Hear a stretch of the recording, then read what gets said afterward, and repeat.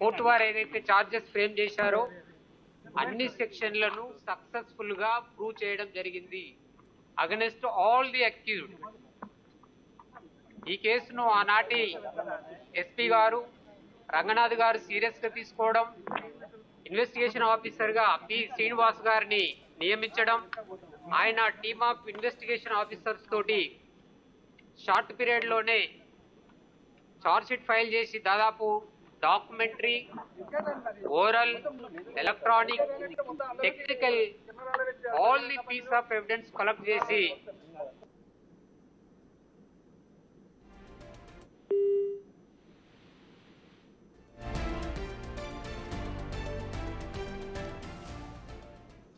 ఇక ప్రణయ్ హత్య కేసుకు సంబంధించిన నిందితులకు అయితే కోర్టు తీర్పు వెలువరించింది. ఏటుగా ఉన్న సుభాష్ శర్మకు ఉరిశిక్ష, అలాగే మిగతా ఖైదీలందరికీ జీవిత ఖైదు విధించింది నల్గొండ కోర్టు. అయితే 2018లో ప్రణయ్ను అతికిరాతంగా చంపాడు సుభాష్. అయితే హాస్పిటల్ నుండి బయటకు వచ్చిన సమయంలోనే అతనిపై దాడి చేశాడు సుభాష్ శర్మ.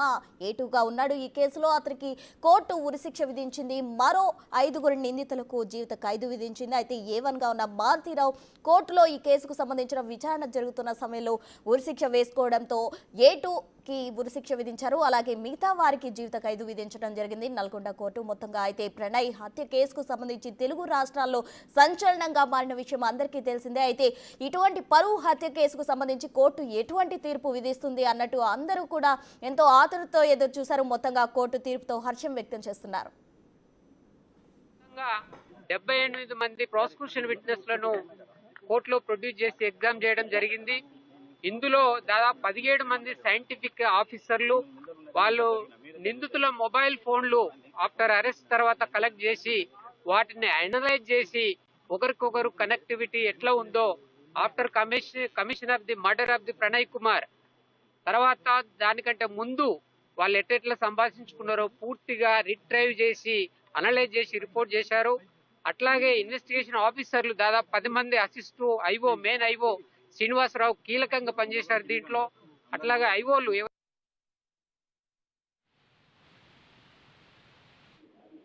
ఐ విట్నెస్ ఎవరైతే ఉన్నారో అమృతవర్షిని, అట్లాగే ప్రణయ్ కుమార్ తల్లి ప్రేమలత వాళ్ళ సాక్ష్యం కీలకంగా మారింది. సుభాష్ కుమార్ శర్మ ఐడెంటిఫై చేయడం, అట్లాగే తీసుకోరు గురించి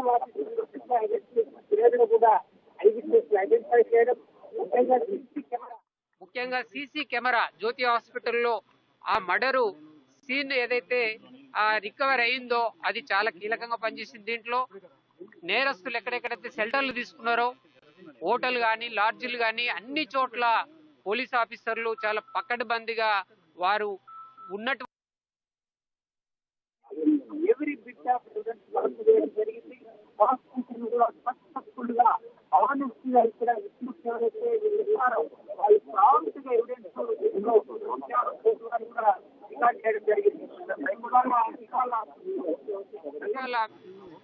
ప్రజెంట్ ఎస్పీ గారు ముఖ్యంగా శరత్ చంద్ర పవార్ గారు ఈ కేసులో చాలా కీలకంగా విట్నెస్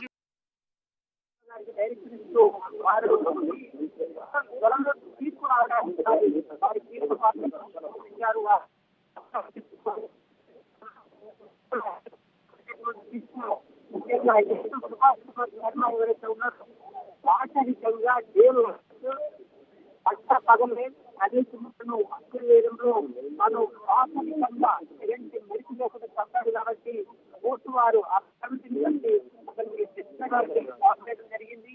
అట్లాగే A2 A8 వరకు వారికి కూడా లైసెన్స్ ఇవ్వవచ్చు. అట్లాగే A2కు పైన మోస్తూ 15% A3కి వరకు పైన మోస్తూ అట్లాగే A3 వరకు లైసెన్స్ ఇవ్వడం జరిగింది. ముఖ్యంగా ఈ సమాజం పట్ల మార్పును ప్రతిబింబిస్తుందని చెప్పి ఆశిస్తా ఉన్నాం. నేను డిసెంబర్ 2, 2019లో స్పెసిఫిక్గా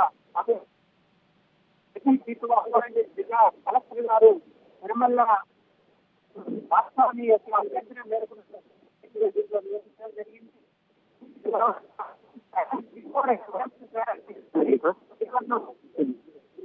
ఏమన్నా మరణించడం జరిగింది కాబట్టి ఆ తర్వాత కేసు స్పీడ్గా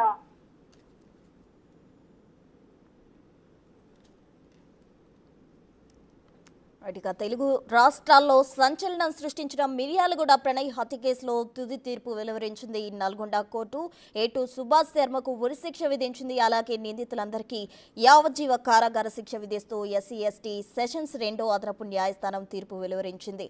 శిక్ష తగ్గించాలని అటు నేరస్తులు కూడా న్యాయమూర్తిని వేడుకున్న పరిస్థితి కూడా అక్కడ చోటు చేసుకుంది. అయితే హార్ట్ పేషెంట్ అలాగే కుటుంబ సభ్యుల ఆరోగ్యం చిన్నపిల్లలు అని చెప్తూ కూడా కొందరు నేరస్తులు అయితే ఈ శిక్ష తగ్గించాలంటూ కూడా న్యాయమూర్తిని విన్నవించుకున్న పరిస్థితి కూడా అక్కడ చోటు చేసుకుంది. అయితే మొత్తంగా ఇండియన్ ఆర్మ్ యాక్ట్ 1959 ప్రకారం అయితే కోర్టు అయితే శిక్ష విధించినట్టు మనకు తెలుస్తుంది. అమృత కులాంతర వివాహం చేసుకోవడంతో ఆమె తండ్రి మారుతీరావు అయితే ప్రణయ్ హత్యకు పన్నాగం పన్నారు. మొత్తంగా సుభాష్ శర్మ అతి కిరాతకంగా ప్రణయ్ని హాస్పిటల్ నుండి బయటికి రాగానే హత్య చేయడం జరిగింది. దీంతో కోర్టు అతనికి సుభాష్ శర్మకు ఉరిశిక్ష విధించింది. మిగిలిన 5 నిందితులకు కూడా జీవిత ఖైదు విధించిన పరిస్థితి చోటు చేసుకుంది. మొత్తంగా ఈ కేసుకు సంబంధించి కూడా తెలుగు రాష్ట్రాల్లో అంతా కూడా అత్యుత్తమ ఆత్రంతో అయితే ఎదురు చూస్తున్న పరిస్థితి నెలకొంది. మొత్తంగా ఈ కేసుకు సంబంధించి అంటే పరువుకి సంబంధించిన కేసులకు కోర్టు తీర్పు ఏ విధంగా ఇస్తుంది అంటూ కూడా అందరూ ఎదురు చూసిన పరిస్థితి. మొత్తంగా ఈ కోర్టు ఇచ్చిన తీర్పుతో కొంతమంది కూడా హర్షం వ్యక్తం చేస్తున్న పరిస్థితి నెలకొంది. అయితే మొత్తంగా ఇటువంటి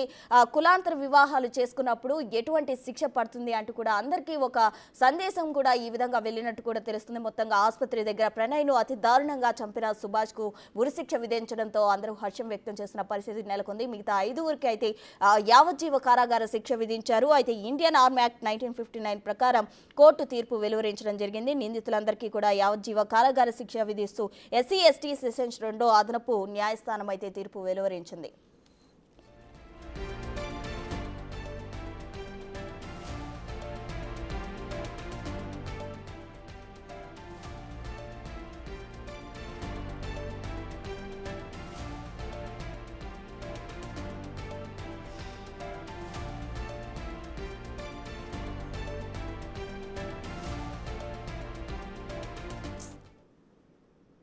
ఫైల్ చేసి